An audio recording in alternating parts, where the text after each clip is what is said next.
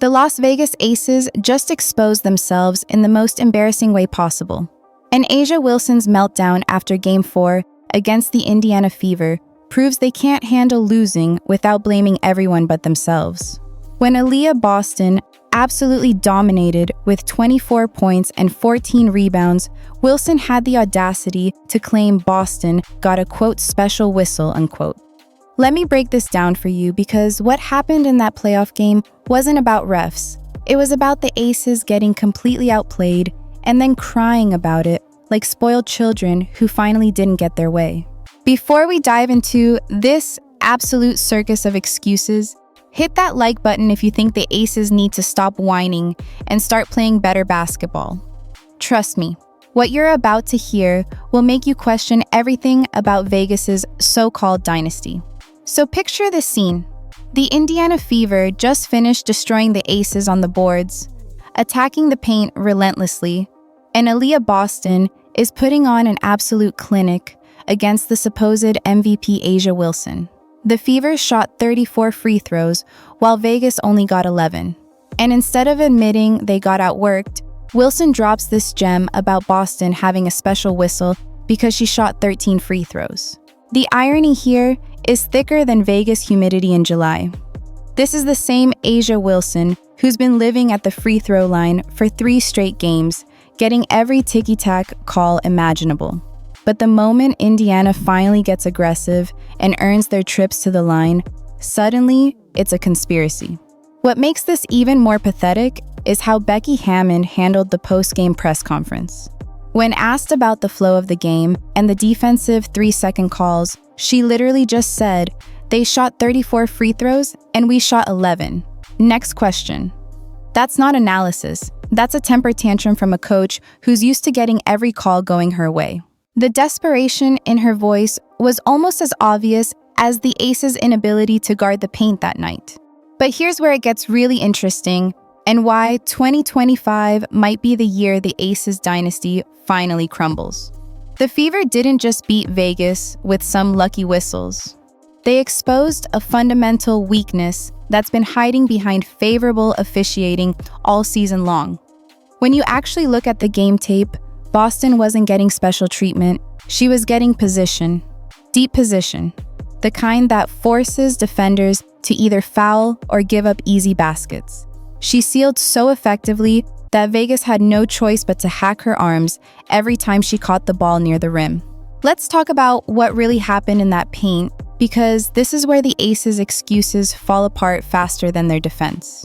Boston established her position early, caught the ball deep, and when the double teams came, she found open shooters for 5 assists. Meanwhile, Wilson was taking contested jumpers and complaining to refs instead of attacking the rim herself. The free throw disparity wasn't about bias. It was about one team living in the paint while the other settled for perimeter shots. Basic basketball logic that apparently escapes the defending champions when they're getting embarrassed. The most hilarious part of this whole situation is looking at the total fouls across the entire series. They're basically dead, even between both teams. So this one game where Indiana finally got more calls was literally just the universe balancing itself out after 3 games of Vegas getting every whistle. But according to Wilson and Hammond, that's apparently unacceptable. They want every call, every game, no exceptions. What nobody's talking about is how this meltdown reveals something deeper about the Aces' mentality heading into 2025. When you've been coddled by officials for so long, you forget how to win through actual basketball. You forget how to adjust when things don't go your way. And most importantly, you expose yourself as mentally weak when adversity hits. That's exactly what we saw from Vegas in Game 4. Complete mental collapse disguised as referee complaints.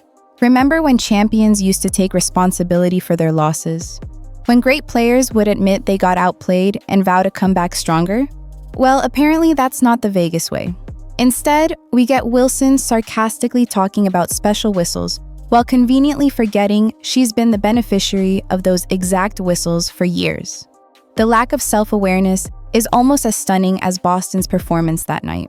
But that wasn't the whole story of how badly the Aces embarrassed themselves.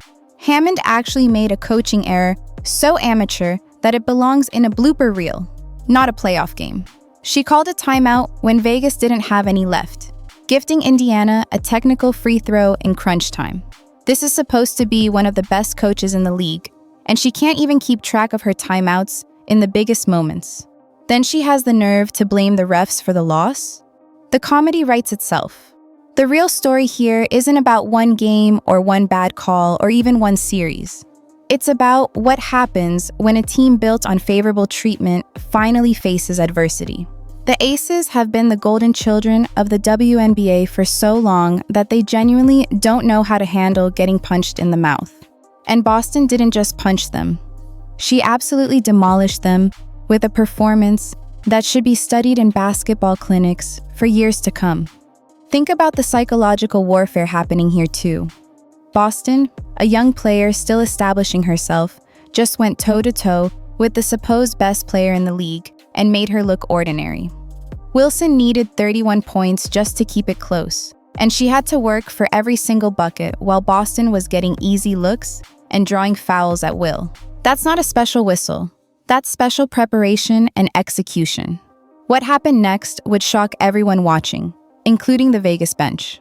Boston started getting so deep in the paint that the Aces literally had 3 players collapsing on her at times. And what did she do? Found the open shooter every single time. 5 assists might not sound like much, but when you're drawing that much attention and still scoring 24 points, those assists become daggers. Each one was a reminder that Boston wasn't just beating them individually, she was orchestrating their entire defensive breakdown. The footage doesn't lie either. There's a play where Wilson literally shoves a Fever player to the ground right in front of the ref, no call. But somehow Boston is the one getting special treatment? The mental gymnastics required to believe that narrative would win gold at the Olympics. The Aces got away with murder for 3 games, and the one time the calls evened out slightly, they acted like the world was ending.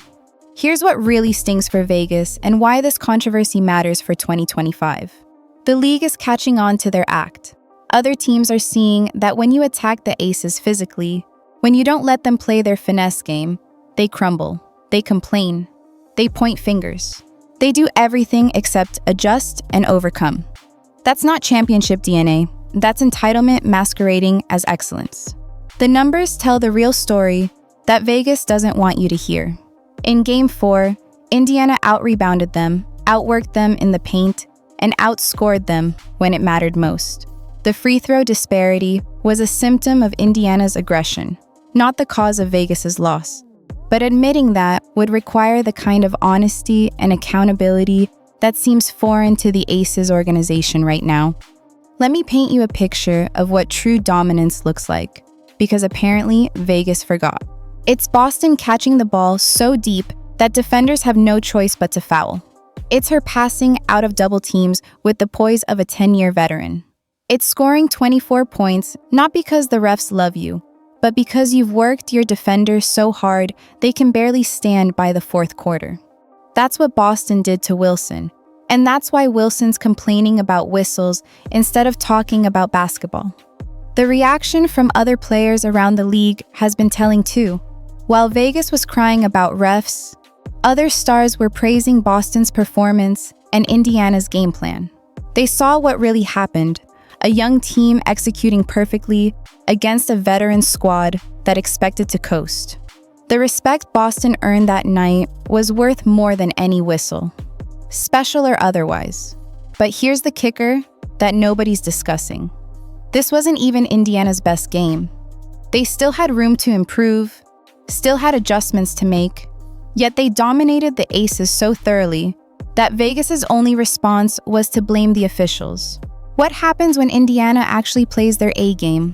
What happens when other teams copy this blueprint? The Aces dynasty might be over before 2025 even gets into full swing. The special whistle comment from Wilson will go down as one of the most tone-deaf statements in WNBA playoff history. Here's a player who's benefited from favorable calls her entire career, suddenly crying foul when one game doesn't go her way. It's like watching a billionaire complain about paying taxes. The lack of perspective is almost as embarrassing as the loss itself. What makes this even more ridiculous is that Boston was actually getting hammered all game without calls. There were multiple plays where she got hit on the arm, pushed in the back, grabbed on the jersey, and the refs swallowed their whistles. But she kept playing through it, kept attacking, kept dominating. That's the difference between a player on the rise and a team in decline. One adjusts and overcomes, the other complains and makes excuses. The truth Vegas doesn't want to admit is that they've been exposed as frontrunners who can't handle adversity.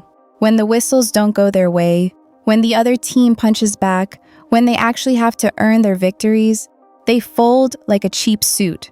That's not championship material. That's a team living on reputation rather than performance.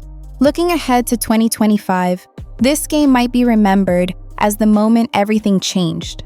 The moment other teams realized the Aces aren't invincible, they're just protected. The moment Aaliyah Boston announced herself as a force that can go toe-to-toe with anyone. The moment Vegas showed their true colors, and those colors were yellow. If you think the Aces need to stop making excuses and start making adjustments, drop a comment below and let me know what you really think about Wilson's special whistle comments. And don't forget to subscribe, because we're going to keep exposing the truth about what's really happening in the WNBA, whether the establishment likes it or not. The league is changing, new stars are rising, and the old guard better adapt or get left behind. What we witnessed in Game 4 wasn't just a loss for Vegas, it was the beginning of the end of their preferential treatment. And honestly, it's about time.